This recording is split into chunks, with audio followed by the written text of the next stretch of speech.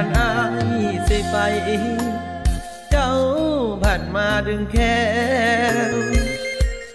หูมันบ่แม่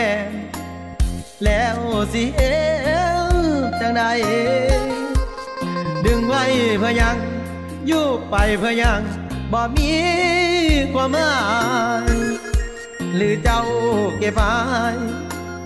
ไว้เป็นไม้กันมา